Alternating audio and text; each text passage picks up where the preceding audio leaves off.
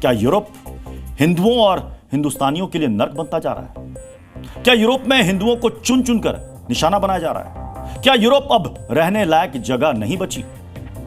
यह सवाल हम आज इसलिए पूछ रहे हैं क्योंकि बीते एक हफ्ते में हिंदुओं और हिंदुस्तानियों पर दो बड़े हमले हुए। 19 जुलाई को लंदन में इस्कॉन के गोविंदा रेस्तरां में एक शख्स ने चिकन खा लिया था, यह जानते हुए कि यह शाकाहारी रेस्तरां है। यूट्यूबर ने यहां के कर्मचारियों को चिढ़ाते हुए मांसाहारी खाना खाया था, हिंदुओं की धार्मिक भावनाओं पर हमला किया था। उसी दिन लंदन से महज 500 किलोमीटर दूर आयरलैंड की राजधानी डबलिन में एक भारतीय शख्स पर जानलेवा हमला किया गया। उसे सरेआम सिर्फ इसलिए पीट पीट कर अधमरा कर दिया गया क्योंकि वो एक हिंदुस्तानी है। मंदिर जाते वक्त इस शख्स पर चाकू और ब्लेड से हमला किया गया। हमलावरों ने इसके चेहरे और सिर पर इतना जोरदार वार किया कि वो लहूलुहान हो गया।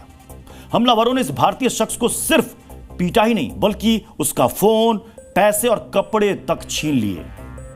भारतीय शख्स की जान चली जाती अगर एक स्थानीय महिला ने उसकी मदद ना की होती।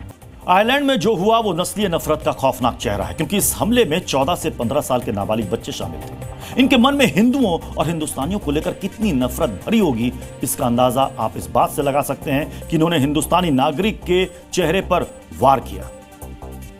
नफरत की इंतहा तो तब हो गई जब पुलिस ने इस हमले को एलिज्ड अटैक लिखा, यानी इस जानलेवा हमले को कथित हमला करार दिया गया। यूरोप भारतीयों के लिए नर्क क्यों बनता जा रहा है, अब उसे हम कुछ आंकड़ों के जरिए भी आपको बताएंगे। साल 2020 से लेकर 2024 के बीच में ब्रिटेन में भारतीयों पर हमले की 12 घटनाएं हुई, जिनमें एक शख्स की मौत हो गई। इन 4 सालों में जर्मनी में भी भारतीयों पर 11 हमले हुए। आयरलैंड में भारतीयों पर हमले की 6 घटनाएं हुई। इटली में भी भारतीयों पर हमले की 3 घटनाएं सामने आ चुकी हैं। यानी 4 साल में यूरोप में 41 बार हिंदुस्तानियों पर हमले हो चुके हैं।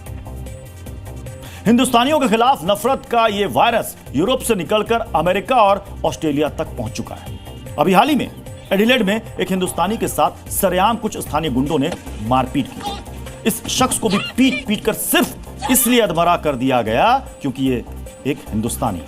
इससे पहले अमेरिका से भी एक ऐसा वीडियो सामने आया था जहां एक भारतीय के साथ एक स्थानीय नागरिक ने बदसलूकी की थी, नस्ल भेदी टिप्पणी की थी। सवाल यही उठता है कि आखिर हिंदुस्तानियों से इतनी नफरत क्यों है? आखिर क्यों दुनिया के अलग अलग हिस्सों में भारतीयों पर हमले हो रहे हैं? भारतीयों के खिलाफ यह नफरत तब है जब इन देशों में मौजूद भारतीय इन देशों की तरक्की का हिस्सा बन रहे हैं। जिस देश के नागरिक भारतीयों पर हमला कर रहे हैं, क्या उन्हें मालूम नहीं है कि उनका देश चलाने में भारतीय कितना योगदान दे रहे हैं? पूरे यूरोप की आबादी में भारतीय सिर्फ 1% हैं, लेकिन यूरोप में यही 1% हिंदुस्तानी वहां का 4% टैक्स भरते हैं। अमेरिका में भारतीयों की आबादी महज 1.5% है, लेकिन अमेरिका के कुल टैक्स का 6% हिस्सा भारतीय भरते हैं। और इसी तरीके से ऑस्ट्रेलिया की आबादी में भारतीयों का हिस्सा सिर्फ 2.5% है, लेकिन उनके टैक्स में भारतीयों का योगदान 6% है।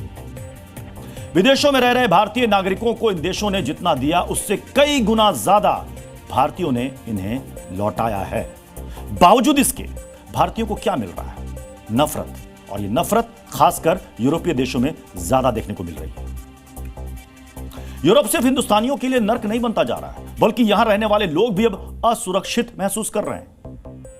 इसकी ताजा मिसाल है ब्रिटेन के टॉप 10 अमीरों में शुमार अरबपति जॉन फ्रेडरिक्सन, जिन्होंने अब अपने 300 साल पुराने ऐतिहासिक और 2,900 करोड़ रुपए के लंदन वाले घर को बेचने का फैसला किया है। उन्होंने मेंशन बेचने के ऐलान के साथ साथ सोशल मीडिया पर यह भी लिखा है कि ब्रिटेन अब नर्क बन गया है। जॉन सिर्फ अपना देश ही नहीं बल्कि यूरोप छोड़कर जा रहे हैं। जॉन अकेले ऐसे धनवान व्यक्ति नहीं जो यूरोप को छोड़ने का जिन्होंने फैसला कर लिया, बल्कि यह लिस्ट काफी लंबी है।